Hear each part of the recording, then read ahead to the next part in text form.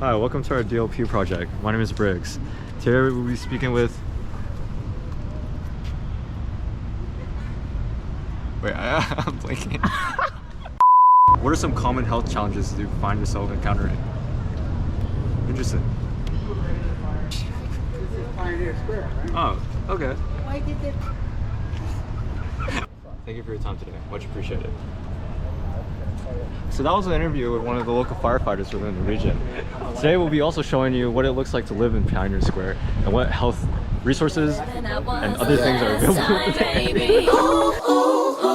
We back. I'm good. And I was the last time, baby. We back and we back and we back and we back and we back and we back and we back. Better than I was the last time. Raps just made me anxious and acid made me crazy. Them squares just made me looser, that wax just made me lazy. And I still make this song and I'ma make another. If you ever actually hit me, better watch out for my brother. Better bet I'll take that deal. Gotta watch out for my mother. Get a watch with all that glitters. Come in clutters, different colors. Been a baller. History is a very important component to the personality of Pioneer Square. In fact, it's one of the defining traits of the area. It was first founded back in 1852 by a group of white settlers called the Denny Party, who met with Chief Seattle of the Duwamish and Suquamish people, who had attempted to form an alliance with these new settlers. Thus, the first downtown neighborhood of Seattle was born. It was just as quickly wasted in 1889 when the Great Seattle Fire decimated the central district of Seattle. This destruction left behind mostly just brick buildings, which made the city invest more into building with brick for future projects. They also saw it fit to create a government-funded firefighting force, because at the time it was a volunteer group. So now Pioneer Square has placed greater importance on firefighters, as seen in its various decor around the parks.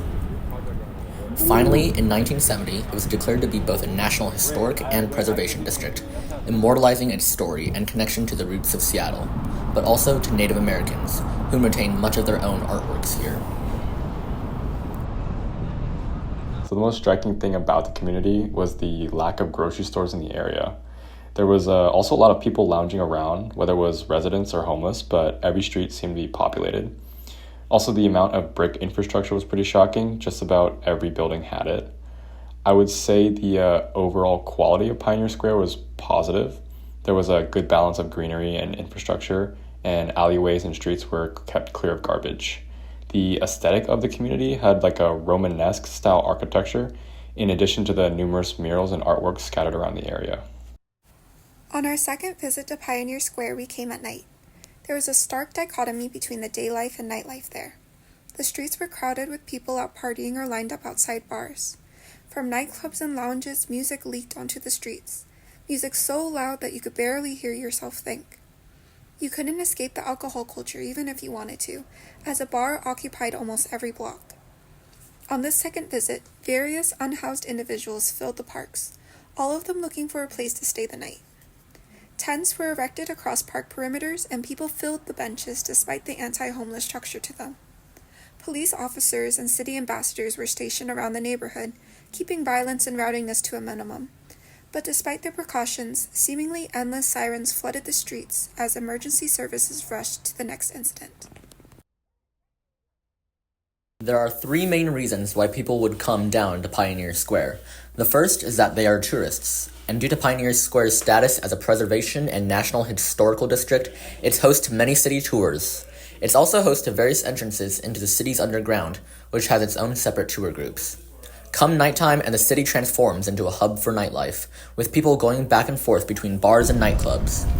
The streets become all the more packed for game days that are hosted at either Lumen Field or T-Mobile Park, which are right next door. We'll go into more depth about this in a second, but due to having a lot of transit centers in this region, and just being a spot you have to go through to get to the rest of downtown Seattle, it's kind of a must to at least pass through this area. Quick, can you guys just introduce yourselves? My name's Garrett. Garrett. I'm Kelly. Kelly? Kelly, yeah. Kelly, gotcha. All right, and then what do you guys do here in the city? Well, we're park concierges. This is our kiosk where we work. We put all these tables and chairs. We put them out for people to use when they're dining, having coffee. We set these out. We clean up garbage that's around here. We kind of just have a presence here to make this area safe for everybody to come into. Gotcha. That's what we do here. Tuesdays through Fridays, we'll have a busker that plays live music here for 2 hours. Okay, gotcha. And so that's what we do in this particular park. We work a bunch of other parks throughout the city as well. Where do people usually tend to go when they come out here? Like, what is the biggest attractions? For Pioneer Square? Yeah. The underground. You guys say tour. the Beneath the Streets tour is a big one. A lot of traffic from Pike Place on down this way, and it's super accessible to the waterfront too. So, but really, I would say the underground tour is the biggest thing down here. Yesterday there was 2 games. There was a soccer game and a baseball game. Close time proximity, so there were hundreds of people here coming through here for the tours, for the games that were taking place. So throughout the year, there's a lot of foot traffic that comes through the city because a lot of people are going this way, the direction west, to get on the ferries, which are just right over here. So yeah, there's a ton of foot traffic here, whether it be for the sporting events or the underground tours. Okay, so you would say this is like a high traffic area, a lot of people going in and out. Yeah. Pioneer Square has very clear and obvious borders on all sides. On the north end, the neighborhood ends around Yesler Way and Cherry Street, where you start to transition into Seattle's financial district. On the south, it borders South Royale Broman Way, where Pioneer Square gives way to the sports stadiums. The western edge is naturally defined by Elliott Bay and the Seattle waterfront, while the eastern boundary is divided from the International District by 4th Avenue. The visual identity of the neighborhood is reinforced through brick-paved streets, iron light posts, and banners that read Pioneer Square. These features give the region a strong historical and cultural identity that takes pride in being Seattle's original neighborhood. Go-getters. Go-getters? Yeah, That's what's go-getters. stopping you? How Yeah. about transportation? Is it easy to get to them? Just To ride the- to all the homies all the time. They come get me Yeah? How do they come get you? when I. In the car? As we just mentioned, there are a ton of methods of transport in Pioneer Square. As is pretty standard for Seattle, there are plenty of people riding buses or private transportation, and a path on the outskirts of the city for bikers and joggers going along the waterfront. But then there's 4 main methods of mass transit infrastructure. The Link Light Rail Station that hosts 23 stops across various regions of Seattle and beyond, going from Linwood to Angle Lake. There's also hopes for another line to soon be opened up to take people to Bellevue. On the waterfront also lies Pier 52 for the Seattle Ferry, taking travelers across the Puget Sound to either Bainbridge Island or Bremerton. The Amtrak King Station line the border of Pioneer Square and the International District for a train that can get you across state boundaries and all the way across the country. Finally, there's the Seattle streetcar on Occidental Street, which connects Pioneer Square to the Capitol Hill Link Station with a number of local stops along the way. There's currently a proposal to make a center city connector to connect the current streetcar to the other one, which runs through Belltown and ends in Lake Union.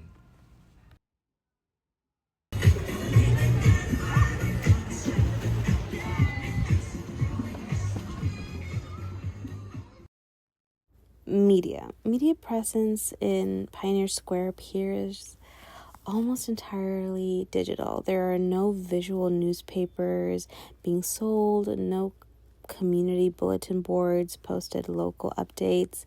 Instead, people were observed using personal devices, phones, earbuds, and tablets, most likely implying that they get the news information online. However, this reliance on technology may leave out vulnerable populations, especially unhoused individuals, many of whom may not have reliable internet or phone access. Without traditional or community-driven media outlets, communication gaps widen. Residents may be unaware of local resources, events, or health alerts, making media access a social determinant of health. Additionally, the absence of positive media representation may further reinforce negative stereotypes of the area. Politics. Well, Pioneer Square is located just steps away from Seattle City Hall. We observed very little formal political presence within the neighborhood itself. No campaign posters, no voter registration efforts, and no organized public forum visible for the time that we went to visit. This was surprising given the significant public health and social challenges affecting the area, from houselessness to limited access to healthcare and basic resources. However, one notable exception was the presence of the Real Change Vendor Center, located at 96S Main Street.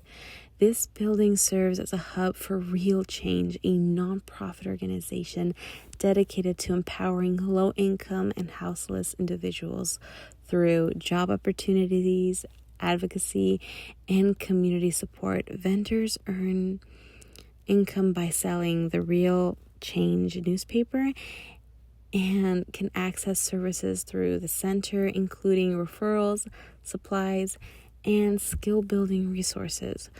While a not traditional political institution, Real Change represents a forum of grassroots civic action that fills the gaps left by policy inaction. It gives individuals often excluded from the political system a voice that means a participation in their community's well-being.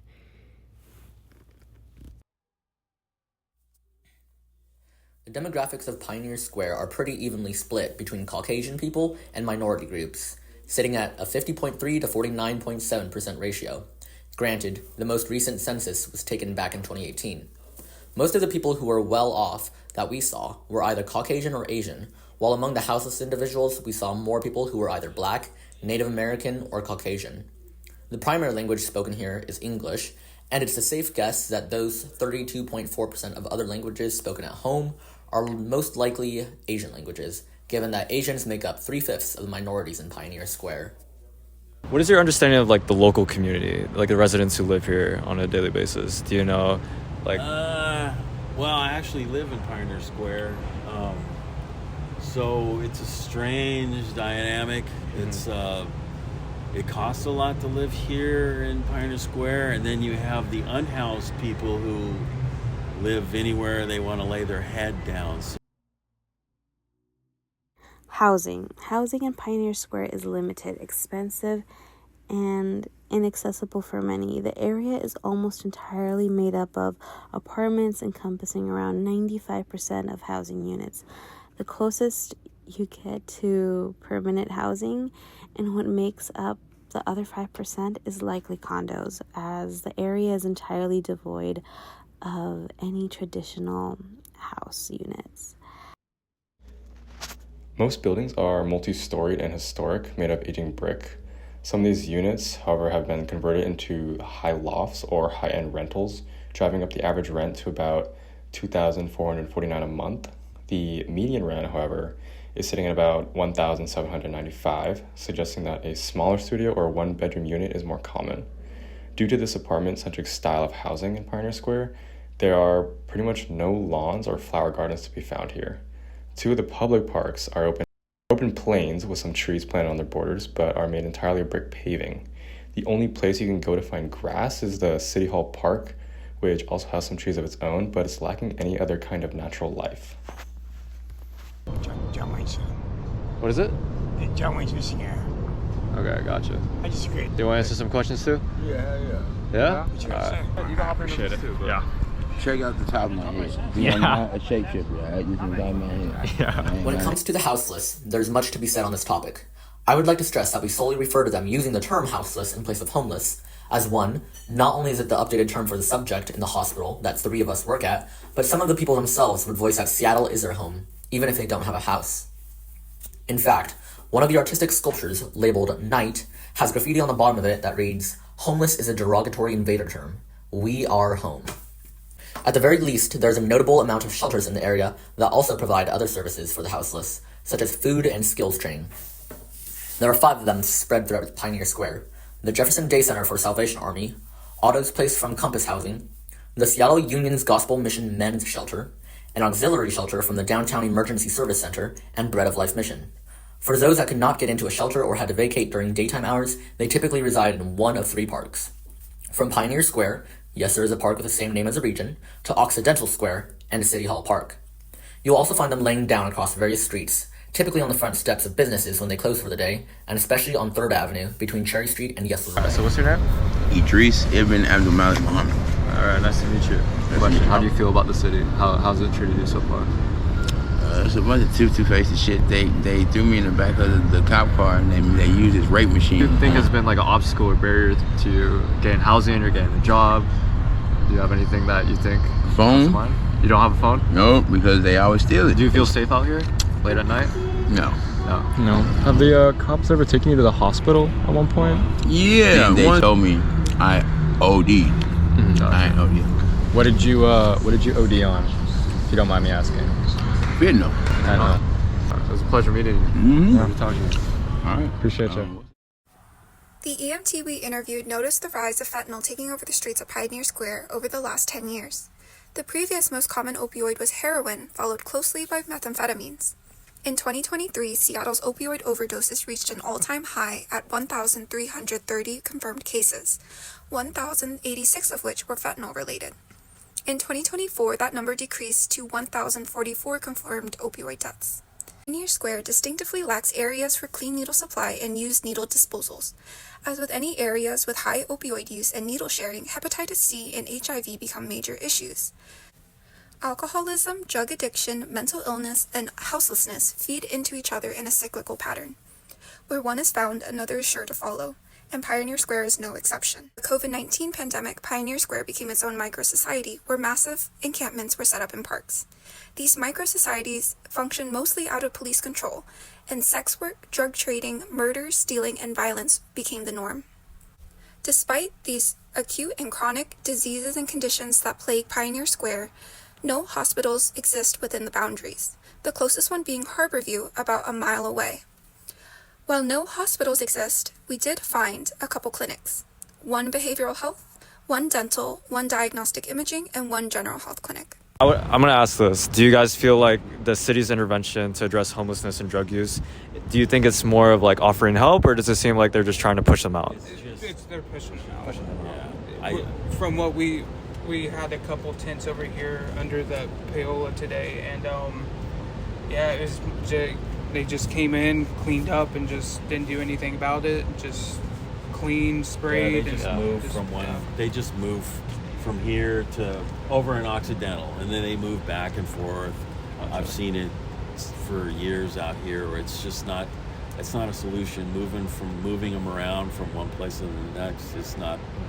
That's just like a dog chasing his tail. The components of the Compton and Shim model that are most prominent in Pioneer Square are poverty, housing insecurity, food insecurity, and job insecurity, which we've previously established, and they all feed into vulnerable populations making poor choices and taking high-risk behaviors, using various drugs which eventually trickle down to poor mental health for many in the area. What we haven't yet talked about are the ways that social norms contribute to these results as well. It is very obvious that the people who have money in Pioneer Square go out of their way to avoid those who do not. Looking across the parks, you will find that people station themselves directly opposite, as far as they can be, from where houseless people have gathered.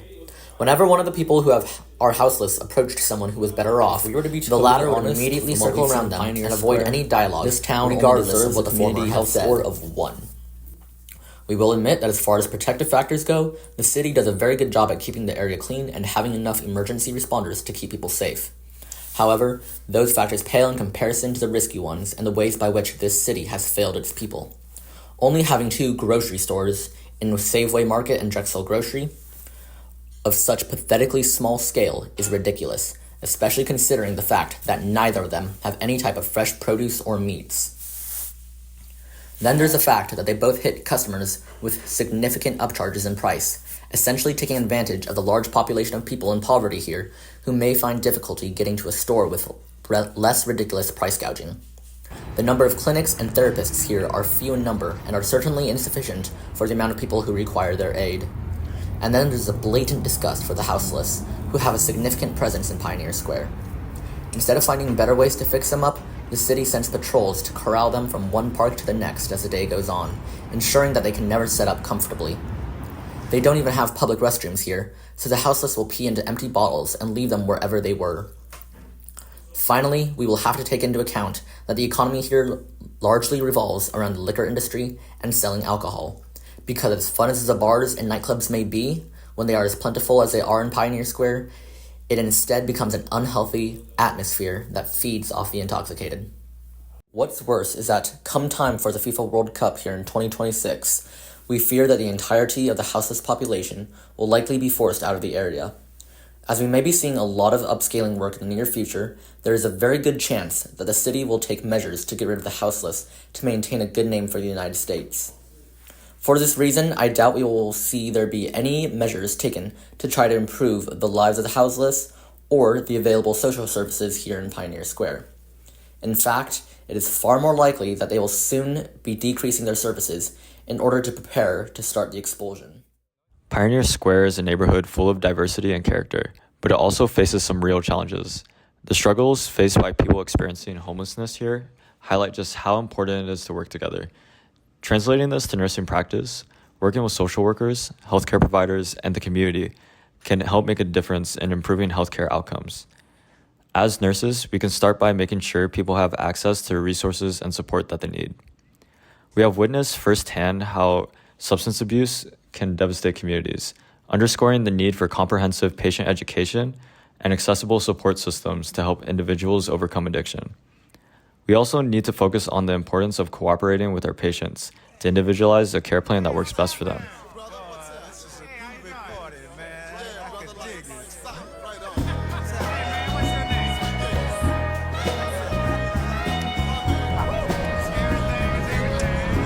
Well, I think it has some challenges. I mean, the ambulance told me, you do not owe your vitals check out for if Have a good life. Hope you guys are stoned. Brother. What's up?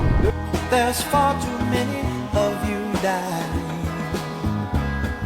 You know we've got to find a way to bring some loving here today. Yeah. Whatever you're ready, 1, 2, 3, go. We don't need to escalate. Oh, it's beautiful.